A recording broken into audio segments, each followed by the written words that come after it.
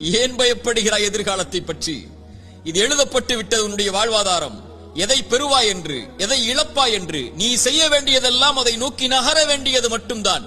சோகம் வந்துவிட்டால், கவலை வந்துவிட்டால், இழப்பு வந்துவிட்டால், பிரிவு வந்துவிட்டால், இருட்டு அறையில் உட்கார்ந்து கொண்டு கண்ணீர் வடிப்பதை விட கிளம்பி செல் வெளிச்சத்தை நோக்கி.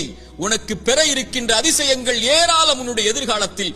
அதை நோக்கி செல் என்பதுதான் இறைவனும் இறை தூதரும் நமக்கு காட்டக்கூடிய வழி. மூசாவுடைய தாயிடமிருந்து பாடம் படிப்போம் வாருங்கள்.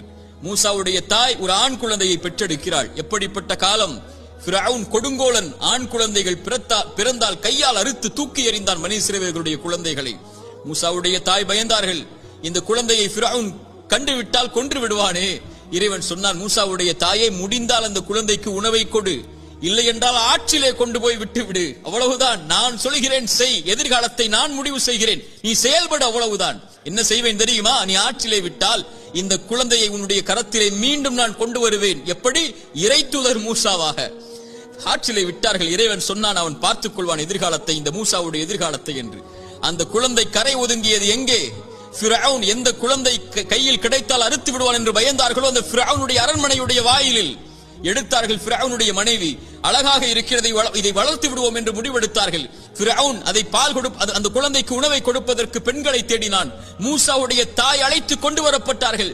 அவர்களுடைய கரத்தில் மூசா அலைஹிஸ்ஸலாம் ஒப்படைக்கப்பட்டார்கள்.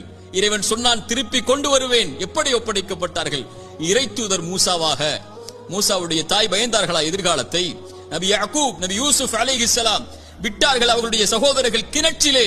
பயந்தார்களா? அவர்களை அந்த கிணறுதான் அவர்களை அரண்மனைக்கு கொண்டு சென்றது.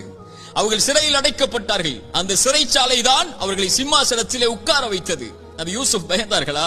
எத்துணை இறை தூதர்களுடைய வாழ்க்கை ஆரம்பத்தில் எப்படி இருந்தது? இறைவன் சொன்னான், எதிர்காலத்தை பற்றி அவர்கள் கவலைப்படவில்லை.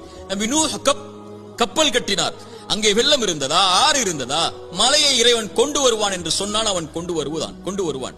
என் வாழ்வை சிறந்ததாகத்தான் இறைவன் அமைத்திருப்பான் என்று நான் நம்புகிறேன். அவன் அப்படித்தான் அமைத்திருப்பான்.